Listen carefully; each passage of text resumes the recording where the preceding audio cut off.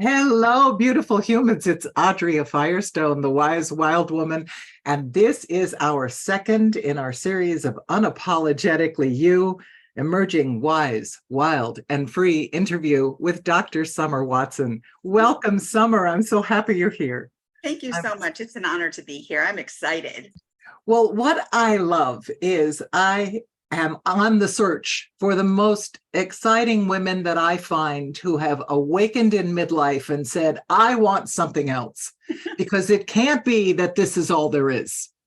And you all know that it ain't all there is, is that we're just getting to the good part because something inside of us has decided, yes, I did this for a long time. I did this for a long time. I wore this suit or this definition for a long time. And then all of a sudden, something changes. And what I love is that change not only affects us, but the ripples of our change go out and affect every single person that we touch. So Dr. Watson, I of course call you Summer, is a high performance coach, and she loves working with women and empowering women and those who come in contact with her to finding their essential selves and their real selves. So Summer and I are on the same page. You know that. And she is also a doctor of clinical psychology. She's a podcaster. She's an event producer, an author, and she's a military spouse of 21 years. Wow, that is something. Well, what happened to you, Summer, when suddenly you woke up in the middle of your life and you said, I want something else? How did that happen? How did that feel? Where were you in your life? Talk to me. I promise you it wasn't menopause. It was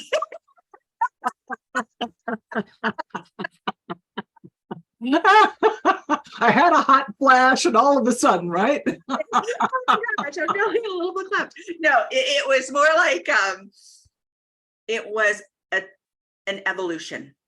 Okay. And so it wasn't something where I was just like, I woke up one night, but it was something that happened where I did have an aha moment. Ooh. And my husband was in the Marine Corps for 21 years. And prior to meeting my husband, now, mind you, we were 17 when we met, right? Oh my goodness, babies. Yes, 17 babies. We went to the same high school and we dated for 7 years. I went off to college and I went to some law school, came back. We were still dating. 7 years into the dating, we decided we'd get married. He had joined the Marine Corps.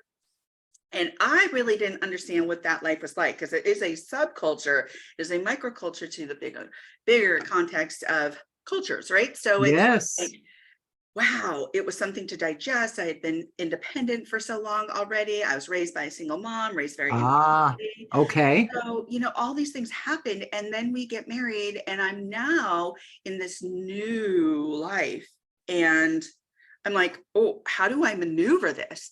Right? We're Exactly. moving every 3 to 4 years. I'm having to transition. I had a trajectory for my life. I had an idea about what I was going to do. And Oh, that was, before I decided to get married, I was going to have that office in the corner with the big window and be that, working girl, working girl. working baby boom, right? It's like those movies that we grew up with, right? Yes, yes. And that was my vision for myself. And I thought 10 years somewhere, I'll be with a company for a while. Right. Oh, no. No. That all changed when I got married. As a military spouse, you transition frequently. And here's the thing. With that transition, you learn to become even more resilient. You're resilient already, but then more resilient. And you kind of get up and like, okay, next job, because it's not necessarily your spouse finding a new job every time, because he's going to a job that's already created for him, already there, or her when they're in the military. But for the spouse, it's not that way. So you've lost an income, like all these different things occur. And you have to find a job where you're planted, and it might not be the best place. There may not be a lot of job opportunities. Exactly. You transition, you learn how to do that. So after 21 plus years of going through that, watching my husband go away to war, living out of the country, like doing all these major things, which I would not change a thing. I will say that every single experience has led to where I am today. And Wow. so when he decided it was time to retire, Yes. he ended up in Washington, D.C. And I thought to myself, you know what? It's time for me to go back to California, where I was born, raised, and meet with some of my really, really close girlfriends. And I thought, I want to just reconnect. I want to just kind of take a breather from the lifestyle, just regroup and go from there. And so what I did was I went back home and I met with my girlfriends. Yeah. These were some girlfriends that I went to Berkeley with. And, Oh, okay. they were my sorority sisters. One of the women that I grew up with and worked with in the human services field. And so what ended up happening was we were vacationing together, and it Yeah. wasn't fancy dinners. It wasn't all that stuff. It was Yeah. watching them in the living room. And as I watched them connect, and I watched them laugh, and I watched them share things in authenticity, I thought to myself, does every woman have this? Ooh. Every woman have a safe space where they can connect, be authentic, learn Oh, from one another, inspire each other, and not feel like this competitiveness, this conditioning where we've got to be crabby or bitey towards it. and No, the isolation the and the isolation. isolation. Bravo. Exactly. Exactly. We were connected. We were together. We were just Wow. laughing, having fun. And I thought to myself as I watched these women, that's it. That is it. That's what I want to offer other women. I want to offer them connection, relationship building. I want to offer them an ability to transition through changing times together, how we can create a community of success together. So that is exactly what I did in creating KOREWomen. So that's my business, and it stands for, it's a K, so it stands for how we kinetically connect, how we organically learn from one another, how we reshape our lives through diverse interaction, and how we empower each other to promote change. So That is beautiful. thank you. That is so beautiful. So as a high performance coach, who composes the largest group of the people that you work with? I would say I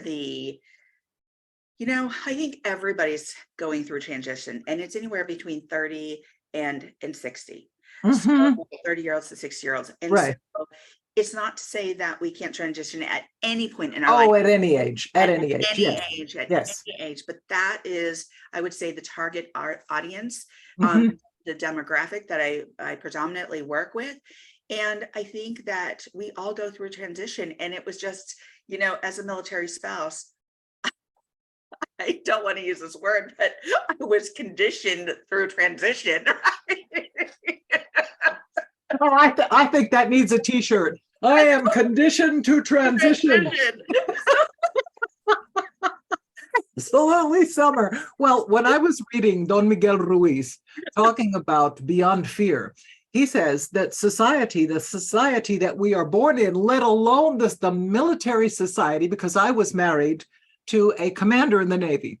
Okay, so I understand that. No. So what I understand of that is that we come into this world of conditioning. The child doesn't have that. We're a nice blank slate. If we're hungry, we say, "Wah, give me food." And somebody usually does if we're lucky enough. Yeah. So what happens is we become trapped by the shoulds, by the musts, by the expectations of society that we are born into, the traditions of our particular sect or section of society as well. So what happens when someone like you sees something that is authentic connection, well, you're asking us to reach outside of, either under the fence, through the fence, or over the fence. You're asking us to go someplace else. Yes, I am. And here's the other aspect of my life that I really want to mention that I've grown and evolved through this. And it's an introspection. It's something that is experienced outwardly as well. But I come from a very diverse background. So my mother is Armenian and European, and my father was Filipino and Mexican. And so the question I got asked a lot was, what are you? I was just going to ask you, what are you? What are you? I get it. What are you? And so I always had to think, how do I answer this question? Do I, some people might get upset, or some people might wonder what does that mean? And many times I thought to myself, this is an opportunity to educate. This is an opportunity to be inclusive. And here's the thing. So because I'm so much, many groups were like, no, you're not enough of. You're not enough of. You're not enough. And I'm like, but I am enough. Yes. Am enough. And so that happened throughout my life. So again, that was another transition point, right? Where I thought to myself, especially in college, even when it was happening like at Berkeley, where Yes. one of my good friends, a lovely woman, Black and Asian woman, and Yes. her friends wouldn't, nope, we don't want to hang out with her. She's not one of us. Isn't that amazing? And I thought to Isn't that myself, amazing? that's okay. That's okay. Because what's going to happen here is, and we have these long discussions. We have these long talks about what are we supposed to do? How are we supposed to act? How are we supposed to do it? Like, Exactly. and so we thought to ourselves, well, just let it go. We'll just let it go, and they'll get to know us as humans, as people. And guess what? That's exactly what happened. And so it was, hey, Summer, come and do this. Hey, Summer, join the party. Hey, Summer, Exactly. it's just, we're all human and we experience different things. And so what that really taught me throughout my life is I'm not an exclusionist. I am an inclusionist. And that means everybody. And so, and that is my view of the world. That's my perspective because of growing up so mixed, right? So, and understanding it and maneuvering that, and also sharing that experience with other people, so that next time maybe they run into somebody that looks like me, they won't ask that same question, what are you? They'll just be more of an inclusionist. So Hopefully, as we travel and we journey throughout our lives, that's what happens. yes. Because I am Spanish, my father is Cuban, my mother's on the mother's side, both parents are from Calabria, Italy. So I am a marvelous mix as well. And what I say about us mutts, oh boy, are we strong. Yes. And we're actually irresistible too, because of this mix of cultures, because guess what? We represent the world. That's right. All of us do. And all of us, no matter whether someone else accepts us or they don't accept us, my comment when someone says, well, I don't like who you are and I don't like what you are, and I say, my mommy didn't like me. So whether you like me or you don't like me, it pales in comparison. So let's all of us remember that, because if you want to work with someone who is a coach, who can increase your performance, who can give you a clear mirror of the magnitude and the beauty and the versatility of who you are, you want to work with Summer. You want to work with Summer Watson. So Summer, what I want to know is, how do they find you? How can they get some marvelous bit of you? Because you and I started with a 20-minute call that you offered. Please tell us. So they can reach me by going to LinkedIn. They can DM me. They can go to KOREWomen.com. That again, that's KORE. Yes, KOREWomen.com. KOREWomen.com. And you can also connect with me there. You can connect with me on Instagram I'm on KOREWomen. KOREWomen on Instagram. Beautiful. And so LinkedIn's a great place. KOREWomen.com is a great place, but reach out to me. I would love to talk to you, have that 20-minute introductory phone call. And it's just an opportunity, just like we did, to get to know each other. And guess what happened? Magic. Magic. We fell in love. We were talking to each other like we were old friends that knew each other for 20 years. Yes. And so do you realize the power? And I want to ask you, what do you want? What core thing, KORE thing, do you want to live? Do you want to leave with my people here who are listening to you, the wise, wild women? What do you want us to take away, put in our hearts, wrap our arms around it and say, okay, this is where I am. I've got this jewel sitting here. I want you to remember how magnificent you are. And here's something that's so important. My mother, she did love me, and she gave me all these great, hugs and support. And I'm here to also give you that. I want you to know that you can do anything and you can go out and create and curate your journey. Here's the thing, you don't have to do it alone. You don't have to do it alone. Create that community, those relationships that will support you. And that's going to help you drive that connection, that camaraderie, those relationships, both personally and in business. And I'm going to leave you with one last tip: your values. Really understand your values. It's not what your mama said. It's not what your daddy said. It's not what your educator said. It's not what your clergy said. It's what you believe. It can be some of that, but how are you walking in alignment with your true values? So with that said, I will leave it at that, because I think that is where you need to lead from.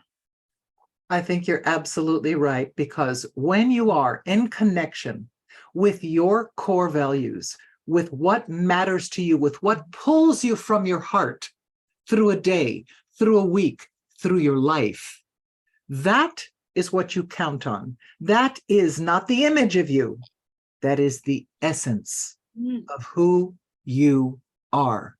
And that is the DNA of your soul itself, is when you connect with those values. And Summer, you could not be more truthful or more authentic. I love the authenticity of who you are. And we invite all of you to do the same. Connect to your wise self. Connect that wild, untamed heart to the core of you. And when that happens, your life changes. Not only do you change, but the ripples that come out, the energy that emanates from you, changes the very world around you. So I have been thrilled, Summer, to share these very brief moments with you.